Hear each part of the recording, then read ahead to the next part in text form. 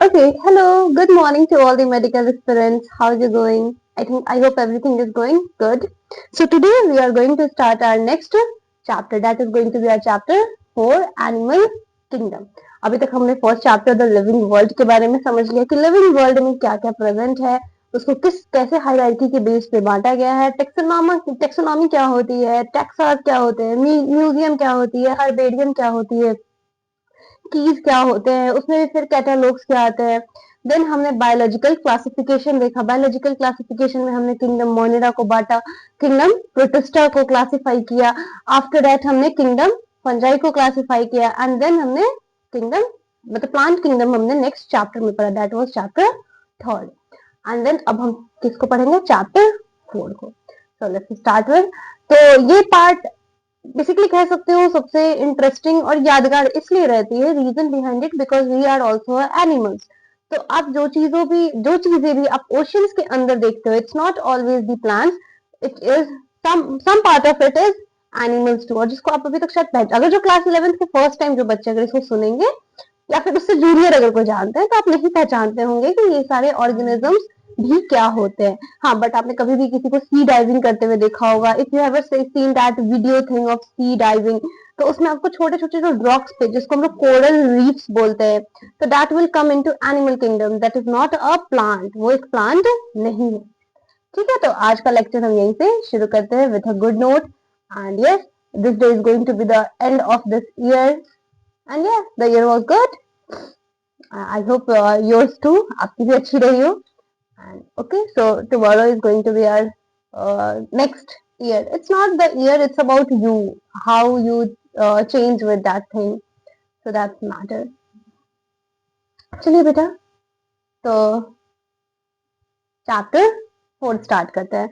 So that is animal kingdom के बारे में। तो किंगडम एनिमल में अब कौन कौन से आएंगे? प्लांट्स में तो आ चुके हैं, जो भी हमारे एल्गीज है वो किसमें है, प्लांट किंगडम में है। उसके अलावा आपके जितने भी bryophytes, pteridophytes, they are all into the plant kingdom, gymnosperms and angiosperms. Now animal kingdom. तो जैसे कि आप कभी भी अपने सराउंडिंग में देखोगे तो you will observe different animals with different structures and forms. आपको क्या देखने को मिलेगा कि आपके सराउंडिंग में डिफरेंट टाइप्स के एनिमल्स हैं एंड डिफरेंट स्ट्रक्चर्स भी है, उसके फॉर्म्स भी अलग अलग है। तो एवरी मॉर्फोलॉजी डिफरेंट होगी, एनाटॉमी भी डिफरेंट होगी। अब ये मॉर्फोलॉजी क्या है, तो जो भी आपका एक्सटर्नल, सॉरी, हाँ, एक्सटर्नल अपीयरेंसेस, मतलब morphology is what, external appearances and anatomy is your internal appearance. तो जैसे कि ओवर मिलियन ऑफ स्पीसीज हमारे एनिमल्स के अभी तक जिसको डिस्क्राइब कर दिया गया है, तो इसको क्लासिफिकेशन की भी जरूरत है, जो कि बहुत ही एक इंपॉर्टेंट पार्ट है कि हम किस एनिमल्स को किस में रखेंगे। क्या एनिमल्स मतलब जैसे कह सकते हैं जो ह्यूमंस है, क्या उनको फिश की कैटेगरी में ही डाल देंगे, क्या उन्हें बर्ड्स की कैटेगरी में डाल देंगे, या फिर आप ये भी कह सकते हो क्या हम उन्हें अर्थवर्म की कैटेगरी में डाल देंगे। तो for this we need a classification, कि हम उसको और क्या करें, सिंपलर करें टू स्टडी इट। हम इसको पढ़ ही क्यों रहे हैं, बेटा मतलब मेरे अकॉर्डिंग तो यही है, because to know your nature, biology is about life, so you have to. तो जो अपनी क्लासिफिकेशन है वो क्या करती है, हेल्प करती है आपको एक सिस्टमेटिक पोजीशन देने के लिए। कोई भी एक न्यूली डिस्क्राइब स्पीसीज को अगर आप क्लासिफाई करना चाहते हो तो उसके लिए। तो बेसिस ऑफ क्लासिफिकेशन क्या है, तो जैसे कि डिफरेंसेस को अगर हम छोड़ दें, स्ट्रक्चर और उसके फॉर्म्स ऑफ डिफरेंट एनिमल्स, तो यहाँ पे एक फंडामेंटल फीचर्स जो होते हैं हमारे कॉमन होते हैं अलग अलग इंडिविजुअल्स को। कैसे, तो सेल्स कैसे अरेंज है, बॉडी सिमेट्री कैसी है, नेचर ऑफ सिलोम क्या है। तो ये सिलोम नहीं पता है, सिलोम मतलब किस तरह की कैविटी प्रेजेंट है, कहाँ से कौन से हमारे कह सकते हैं कि ऑर्गन ओरिजिनेटेड है, एंड पैटर्न्स डाइजेस्टिव सिस्टम के कैसे हैं, सर्कुलेटरी के कैसे हैं, further on, sorry, reproductive systems के कैसे हैं, एंड कुछ और भी फीचर्स है जिसका यूज किया गया है आपके एनिमल क्लासिफिकेशन में, और कुछ को यहाँ पे आप डिस्कस करते हैं। तो देखो हायर क्लासेस में बहुत सारी चीजें इसमें ऐड हो जाती है, but till your 11th you only need these things. तो सबसे पहला हम किसके बारे में पढ़ेंगे, लेवल ऑफ ऑर्गेनाइजेशन। मतलब बेसिस ऑफ क्लासिफिकेशन का सबसे पहला टाइप कौन सा है, लेवल ऑफ ऑर्गेनाइजेशन। तो जितने भी हमारे मेंबर्स होते हैं एनिमेलिया, वो कैसे होते हैं, मल्टी सेलुलर होते हैं। और जिसमें से वो जितने भी होते हैं, ऐसा नहीं है कि वो सेम पैटर्न आपको ऑर्गेनाइजेशन सेल्स के दिखाए, मतलब मल्टी सेलुलर तो है, बट द थिंग इज क्या आपकी ऑर्गेनाइजेशन सेम है, मतलब आप क्या सेम तरीके से बने हुए हो, जैसे इंसान बना है क्या वैसे ही मछलियां भी बनी है, क्या वैसे ही चिड़िया भी बनी है, क्या वैसे ही आपके क्या कह सकते हैं कुत्ते बिल्ली सबको ऐड कर लो, क्या वैसे बने हैं, क्या अर्थवॉर्म भी वैसे ही है, क्या कॉकरोच भी वैसे ही है, तो जो आप कॉमन जानते हो मैं उसके बारे में बात करूंगी। तो जैसे एग्जाम्पल यहाँ पे दिया हुआ है कि स्पंजेस। अब मैम ये स्पंजेस क्या होता है, चलो रुको वेट, यहाँ पे अगर डायग्राम आपके बुक में होना चाहिए, स्पंजेस बॉडी से जब आ जाए तो हाँ देखो, ये है साइकॉन, यूस्पंजिया और स्पॉन्जिला, मतलब ये वाटर बॉडीज के अंदर प्रेजेंट होते हैं।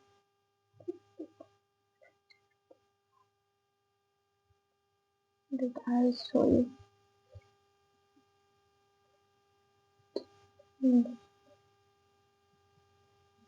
Sponges.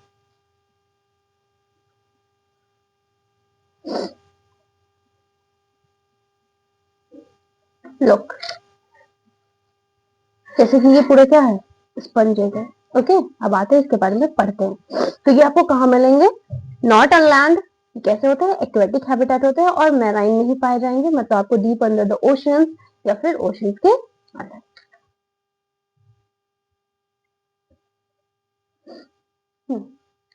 तो जैसे एग्जांपल यहाँ पे दिया, जैसे स्पंजेस, इसमें जो सेल्स होते हैं ना वो अरेंज्ड होते हैं कैसे, तो लूज सेल एग्रीगेट के फॉर्म में, मतलब इनमें कैसा, अगर स्ट्रक्चर की बात करें तो सेलुलर लेवल ऑफ ऑर्गेनाइजेशन होती है, मतलब इसके जो सेल्स होते हैं क्या होता है, एक ही सेल से दूसरा सेल जुड़ा होता है, कोई टिश्यू का फॉर्मेशन नहीं होता है, तो इनको बोला जाता है सेलुलर लेवल ऑफ ऑर्गेनाइजेशन। और सबसे पहला जो लेवल ऑफ ऑर्गेनाइजेशन के बेसिस पे बांटा गया है तो that is our phylum Porifera.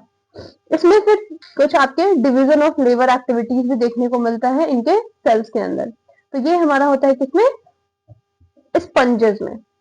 हम्म फिर अगर हम आते हैं सीलेंट्रेट्स, तो सीलेंट्रेट्स में अरेंजमेंट और कॉम्प्लेक्स हो जाती है, तो अब सीलेंट्रेट्स कैसे होते हैं, तो लुक एट दैट ऑल्सो।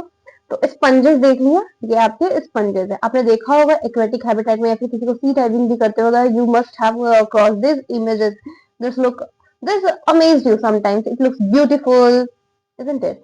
इसमें एक स्पंज होती है दैट इज ग्लास स्पंज, उसको गिफ्ट किया जाता है in Japan, there is a tradition of, ऐसा माना जाता है कि उस स्पंज को श्रिम्प में, मतलब उस स्पंज, वो स्पंज की ट्यूब रहती है and addition of shrimps and they gift it as a togetherness of forever like that. Okay, sponges हो गए, उसके बाद हम सिलेंट्रेट्स को मैं आपको दिखाती हूँ। मैं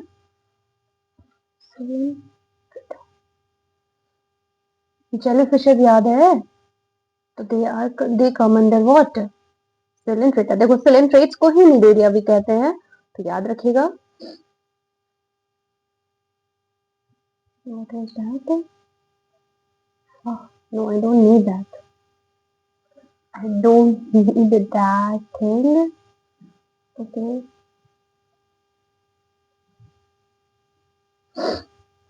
बस ये इमेज देख लो, इनफ है। तो ये आपके सिलेंट्रेट्स है। तो यहाँ पे आ जाते हैं टिश्यू लेवल ऑफ ऑर्गेनाइजेशन, यहाँ सेलुलर लेवल ऑफ ऑर्गेनाइजेशन नहीं होती है। आई होप मैं समझा पा रही होंगी जो भी आप समझना चाहते होंगे। तो सिलेंट्रेट्स में क्या होता है, तो इसमें जो अरेंजमेंट होता है सेल के वो और ज्यादा कॉम्प्लेक्स हो जाते हैं, और यहाँ पे जो सेल्स होते हैं एक ही काम को करने के लिए, मतलब सेम फंक्शन को करने के लिए वो अरेंज हो जाते हैं किसके अंदर, टिश्यूज के अंदर, एंड इसको हम लोग बोलते हैं टिश्यू लेवल ऑफ ऑर्गेनाइजेशन। तो इसी तरीके से आपने कभी जब पढ़ा होगा सेल, तो सेल में आपने सबसे पढ़ा होगा कि सबसे पहले कोई बॉडी कैसे बनती है, तो एटम से बनती है, फिर एटम से मॉलिक्यूल बनते हैं, मॉलिक्यूल से सेल ऑर्गेनल्स बनते हैं, देन सेल बनती है, फिर आपके सेल से टिश्यू बनते हैं, टिश्यू सिस्टम बनते हैं, टिश्यू सिस्टम से ऑर्गन बनते हैं, फिर ऑर्गन सिस्टम बनते हैं, एंड देन एक ऑर्गेनिज्म का फॉर्मेशन होता है। तो सबसे पहला जो हमारा ऑर्गेनिज्म है वो फाइलम आपके पॉलीफेरा में आएंगे, they are all are cellular level, वो सेल से बने हुए हैं। उसके बाद फिर आप जब सिलेंट्रेट्स में आएंगे तो you will get the tissue level of organisation. और अगर आपके, और अगर मैं हायर लेवल ऑफ ऑर्गेनाइजेशन की बात करूं जैसे कि ऑर्गन लेवल, तो इसमें मेंबर्स जैसे आपके प्लेटिहेल्मिन्थ्स और हायर फाइलम वाले भी कुछ टिश्यूज जो ग्रुप हो जाते हैं और क्या बनाते हैं, ऑर्गन्स को बनाते हैं। तो इनको हम लोग क्या बोलते हैं, ऑर्गन लेवल ऑफ ऑर्गेनाइजेशन। कुछ हमारे स्पेशलाइज्ड किसी पर्टिकुलर फंक्शन के लिए भी होता है, जैसे कि एनालिट्स में बात करें, ऑर्थोपोड्स में बात करें, मोलस्क में बात करें। अब देखो एक एक करके ये सारे इकाई किंगडम के क्या है, फाइलम्स है, इसके बारे में आगे आपको डिटेल में पढ़ना है। एनालिट्स में एक एग्जांपल मैं दे दे रही हूँ, अर्थवर्म होते हैं। ऑर्थोपोड्स आपके जितने भी इंसेक्ट्स होते हैं वो ऑर्थोपोड्स में होते हैं। मोलस्क में आपके मोस्टली सेल लाइक जो स्ट्रक्चर्स होते हैं, बट हाँ आगे इसको और डिफरेंशिएट करेंगे, उनके पास शेल होती है, जैसे कि आप snail, oysters, they are all molluscs. फिर एकाइनोडर्म्स एंड कॉर्डेट्स, इसमें जो ऑर्गन्स होते हैं कुछ एसोसिएटेड होते हैं एक दूसरे से और फंक्शनल सिस्टम को पूरा एक्टिवेट करते हैं। और हर सिस्टम जो होती है आपकी कंसर्न होती है एक specific physiological function. What is this physiological?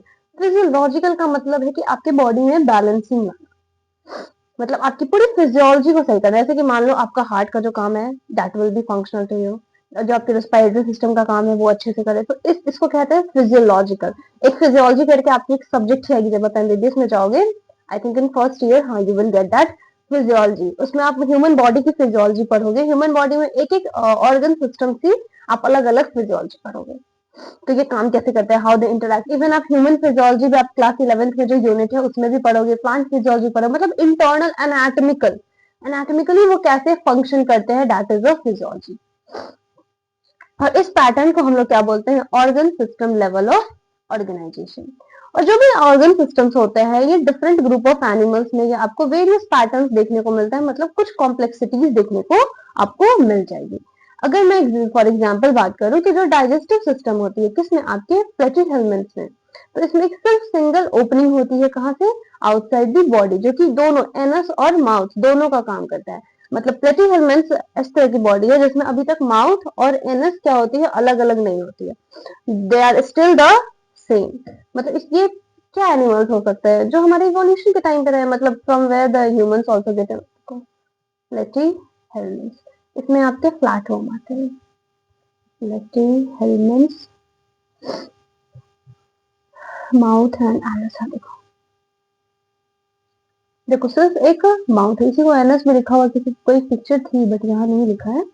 ये जो माउथ है ना उसी को हम लोग क्या बोलते हैं, एनस भी बोलते हैं, मतलब कोई और ओपनिंग नहीं होती, एक ही। और इसका देखो ये क्या है, ये हमारी दिस इज अ प्लेनेरिया, ठीक है। प्लेनेरिया, लिवर फ्लूक और tapeworm is the example of platyhelminths. और फाइलम प्लेटिहेल्मिन्थ्स को हम लोग क्या बोलते हैं, फ्लैट वर्म्स। और डिटेल में आगे तो पढ़ेंगे नहीं, बट हाँ यहाँ के लिए ताकि आपको एक एक लाइन समझ में आए। अब देखो सिमेट्री की मैं बात करूं, सिमेट्री का मतलब होता है बॉडी का डिवीजन। आगे देखते हैं सिमेट्री भी नेक्स्ट आएगी। तो एक कंप्लीट अगर मैं तो इसको हम लोग कहते हैं इनकम्प्लीट, मतलब हम डाइजेस्टिव सिस्टम तभी किसी को कंप्लीट कर सकते हैं जिसका माउथ और anus both must be different. But ऐसे ऑर्गेनिज्म में क्या होती है, आपकी दोनों सेम होती है। तो कंप्लीट डाइजेस्टिव सिस्टम में क्या होता है, आपके दो ओपनिंग होंगे, मतलब माउथ और एनस दोनों ही प्रेजेंट होंगे। सिमिलरली सर्कुलेटरी सिस्टम में भी इसी तरीके से दो टाइप्स में बांटा गया है, एक है हमारे open type and second one is close type. Open type किसको बोला जाता है, जिसमें हमारा जो ब्लड होती है वो पंप्ड होती है, कैसे, हार्ट से डायरेक्ट बाहर, और सेल्स और टिश्यूज जो होती है डायरेक्टली उसमें बात कर लेती है। मतलब कह सकते हैं कि इसमें कोई भी आपके कैपिलरीज बिल्कुल फैसिलिटेटेड कोई मैकेनिज्म नहीं होंगी। डायरेक्ट आपके ओपन टाइम में क्या होगा, ओपन सर्कुलेशन, मतलब ब्लड डायरेक्ट एक कैविटी में जाएगी, वहां से जो भी न्यूट्रिशन को लेना है वो ऑर्गेनिज्म के हर सेल्स या फिर टिश्यूज कह सकते हैं वो ले लेंगे, या फिर organ. It works like that. मतलब उसमें आप कह सकते हैं कि ऑक्सीजनेटेड ब्लड और डीऑक्सीजनेटेड ब्लड को आप अलग नहीं कर पाओगे, क्योंकि अगर कोई पर्टिकुलर चैम्बर ही नहीं है तो हाउ यू विल डिस्टिंग्विश कि कौन सी ऑक्सीजनेटेड ब्लड है and which one is the deoxygenated blood. I have to check my mike all the time because it gets off any time anywhere like that. Okay, so close type. तो close type में अगर बेटा मैं आती हूँ तो इसमें क्या होता है, जो भी आपके ब्लड होते हैं वो सर्कुलेट करते हैं एक सीरीज ऑफ वेसल्स के द्वारा। मतलब कि कह सकते हैं इसमें पर्टिकुलरली आपकी क्या होगी, ऑक्सीजनेटेड एंड डीऑक्सीजनेटेड ब्लड भी डिफरेंशिएट हो पाएगी। ऐसा जरूरी नहीं है कि सारे में ही हो जाए, इट्स नॉट नेसेसरी। हाँ वो इवोल्यूशन के टाइम पे धीरे धीरे होती गई है। मतलब बेसिकली यही है कि ओपन टाइम में क्या होता है कि आपके एक कैविटी के अंदर, या फिर इसको साइनसेस बोलते हैं, जो कैविटीज होती है they are termed as sinuses, और सारे ब्लड डायरेक्टली उसी में ऊज आउट हो जाते हैं। क्लोज टाइम में क्या होती है, तो आपकी जो सर्कुलेशन होती है वो एक पर्टिकुलर सीरीज ऑफ वेसल्स में होते हैं। इसके डायमीटर्स अलग हो सकते हैं, जैसे आर्टरी के डायमीटर अलग होंगे और वेन्स के अलग होंगे एंड कैपिलरीज के अलग होंगे। अब डायमीटर सब याद कर लो, बायो वाले क्या था वो डायमीटर। आगे बढ़ती हूँ, ठीक है। तो मैम सर्कल की पूरी क्या थी, चलिए याद कर लीजिएगा। अब आती हूँ मैं सिमेट्री पे। अब देखो बेटा, सिमेट्री क्या होती है, तो जो भी एनिमल्स को कैटेगराइज किया गया है किस बेसिस पे, तो उसके सिमेट्री के बेस पे। तो जो स्पंजेस होते हैं वो मोस्टली कैसे होते हैं, एसिमेट्रिकल, मतलब उनमें कोई सिमेट्री ही नहीं होती है। दैट मीन्स कि कोई भी प्लेन जब उससे पास करेंगे तो ऐसा नहीं है कि वो डिवाइड कर जाएगा इक्वल हाफ में। चलो मैं इससे डायरेक्ट ह्यूमन पे आती हूँ। अगर मुझे ऐसे आधा काट दिया, this will be my same side, मतलब लेफ्ट और राइट में मैं बट जाऊंगी, बटूंगी कि नहीं बटूंगी, of course I will get divided into left and right. मतलब कि मैं कैसी सिमेट्री को शो कर सकती हूँ, बाइलेटरल सिमेट्री को। लेकिन अब देखो ये रेडियल वाला बताया जा रहा है कि मुझे ऐसे भी काट दिया जाए, मतलब ऐसे क्रॉस सेक्शन इस तरीके से भी काट दिया जाए और इस तरीके से भी, तो क्या मैं ये होंगी। इसमें हम लोग एक्सेस और प्लेन आप हायर क्लासेस में पढ़ोगे, सजाइटल एक्सेस, कोरोनल एक्सेस और ट्रांसवर्स एक्सेस ऐसे, और प्लेन भी उसका जस्ट उल्टा हो जाता है, तो वो हायर क्लासेस में। अभी के लिए बस आपको सिमेट्री जाननी है, रेडियल और बाइलेटरल। तो रेडियल सिमेट्री में क्या होती है, जैसे कि स्टार फिशेस को आपने देखा होगा, उसको हम कहीं से भी इक्वल पार्ट में डिवाइड कर सकते हैं, और एसिमेट्रिकल जिसको हम डिवाइड ही नहीं कर सकते, चाहे हम कहीं से भी प्लेन को पास कर दें। तो जब भी हम क्या करेंगे, कोई भी प्लेन को हम पास करेंगे through central axis of the body, तो ऑर्गेनिज्म दो आइडेंटिकल हाफ में बट ही जाएगा। मतलब हम किसी भी डायरेक्शन से, कोई ऐसा एंगल नहीं है, अगर हम डायरेक्ट पास करते हैं तो वो हमारी क्या हो जाएगी, रेडियल सिमेट्री, जो कि अपर डायग्राम में आपको दिखाया गया है इन दिस डायग्राम। हाँ, तो आपके सिलेंट्रेट, टीनोफोर्स और इकाइनोडर्म्स में इसी तरह की बॉडी होती है। तो इकाइनोडर्म्स में आपके स्टारफिश आते हैं, तो they have this kind of symmetry. वैसे जो आपके एनिमल्स जैसे कि एनालिड्स, ऑर्थ्रोपोड्स, और जहां पे बॉडी क्या हो सकती है, डिवाइड हो पाती है identical left and right halves में, किसमें, तो हमारे ओनली वन प्लेन में, तो उसको हम लोग क्या बोलेंगे, बाइलेटरल सिमेट्री। मतलब इसमें जो आपकी बॉडी होगी सिर्फ एक कह सकते हैं कि हाँ आइडेंटिकल हाफ्स में डिवाइड हो सकती है, लेफ्ट राइट। ओके, तो that will be your bilateral symmetry. और जितने भी आपको हायर ऑर्गेनिज्म दिखेंगे आप उसको बांट सकते हो। मच्छर को देख लो, बांट सकते हो, बिल्कुल बांट सकते हो। Birds, yes you can distribute that. मतलब आप हर एनिमल्स को फिर क्लासिफाई इसमें कर सकते हो सिमेट्री के बेस पे। मतलब देखो इस तरीके से एनिमल्स को क्लासिफाई किया गया है, किसमें रेडियल है, किसमें बाइलेटरल है, किसमें ओपन टाइप ऑफ सर्कुलेशन है, किसमें क्लोज टाइप सर्कुलेशन। सबसे पहले तो ऑर्गन्स ही नहीं थे, तो उसमें हमारे डायरेक्ट क्या रहते हैं, सेलुलर लेवल, फिर tissue level tissue level organisation है। आफ्टर दैट क्या आया बेटा आपके, तो ऑर्गन लेवल, फिर ऑर्गन से ऑर्गन सिस्टम बनी। अब ऑर्गन सिस्टम भी जो बन गई है उसमें भी ओपन टाइप और क्लोज टाइप ऑफ सर्कुलेशन आपको देखने को मिलेगा। तो they are the distinguish features, ये एक फीचर्स है, मतलब फिजियोलॉजिकल पूरे फीचर्स दिखाई जा रही है। अब जो सिमेट्री होगी ये कैसी होगी, मॉर्फोलॉजिकल होगी, है ना, बट लेवल ऑफ ऑर्गेनाइजेशन कैसी थी, एनाटॉमिकल थी। अब आते हैं सिमेट्री, आई थिंक आपको समझ में आ गया होगा, इक्वल पार्ट्स में बॉडी को डिवाइड करना, दैट इज अ सिमेट्री। अब आती हूँ नेक्स्ट बेटा, डिप्लोब्लास्टिक एंड ट्रिप्लोब्लास्टिक ऑर्गेनाइजेशन। अब ये क्या चीज है, डिप्लोब्लास्टिक एंड ट्रिप्लोब्लास्टिक ऑर्गेनाइजेशन। तो देखो जो भी एनिमल्स होते हैं इसमें जो सेल्स होते हैं अरेंज होते हैं दो एम्ब्रियोनिक लेयर्स में। एम्ब्रियोनिक लेयर मतलब कि जब आपके जाइगोट बनते हैं और जब एम्ब्रियो फॉर्मेशन होने वाला होता है तो आपके सेल्स अरेंज करते हैं, जिसको हम लोग जर्म सेल्स कहते हैं। If you have remember the human reproduction chapter, I had already told you about this, कि किस मंथ में आपका कौन सा ऑर्गन डेवलप होता है, किस मंथ में आपके कौन से पार्ट्स बन जाते हैं, तो कुछ उसी तरह से रिलेटेड है। तो और एक्टोडर्मल ओरिजिन कौन से है, मीजोडर्मल ओरिजिन कौन से है, और एंडोडर्मल ओरिजिन आपके कौन कौन से ऑर्गन्स है, कुछ इस प्रकार। तो जो भी एनिमल्स जो होते हैं हमारे अरेंज होते हैं दो एम्ब्रियोनिक लेयर्स में। जो एक्सटर्नल लेयर होती है उसे हम लोग एक्टोडर्म कहते हैं, और जो इंटरनल लेयर होती है उसे हम लोग क्या बोलते हैं बेटा, एंडोडर्म। और इसको हम लोग पूरे को क्या बोलते हैं, डिप्लोब्लास्टिक एनिमल्स, और we call it diploblastic animal. जैसे कि सिलिंट्रेट्स में, सिलिंट्रेट्स में कैसा होगा, क्योंकि इसमें तो होगा ही नहीं, फर्स्ट ऑफ ऑल जो आपके सेलुलर लेवल है, तो ये किसमें आएंगे, आपके टिश्यू लेवल में आएंगे, तो सिलिंट्रेट्स। और एक अनडिफरेंशिएटेड लेयर भी समटाइम्स मीजोगिलिया भी प्रेजेंट होते हैं एक्टोडर्म और एंडोडर्म के बीच में। और ये दो एनिमल्स को हम लोग क्या बोलते हैं, डेवलपिंग एम्ब्रियो में रहते हैं, तो थर्ड जर्माइनल लेयर उसे बोला गया है, दैट इज मीजोडर्म। और हमारे एक्टोडर्म और एंडोडर्म के बीच में हमारे ट्रिप्लोब्लास्टिक्स आते हैं, that is sorry platyhelminth and platyhelminth to chordates, तो वो आपके डिप्लोब्लास्टिक एंड ट्रिप्लोब्लास्टिक में आते हैं। Okay, from here we will do this in next class. हाँ, यहाँ से नेक्स्ट क्लास में करते हैं। That's enough for today, next class में आगे देखते हैं। Okay, so bye, have a nice day. Questions बेटा प्रैक्टिस करो, अब तो 11th के भी 3 चैप्टर्स इधर से कंप्लीट हो चुके हैं। तो नीट के पीवाई क्यूज लगाओ, मतलब 2005 से लेकर के 2025 तक 20 साल के पूरे पीवाई क्यूज को बना डालो।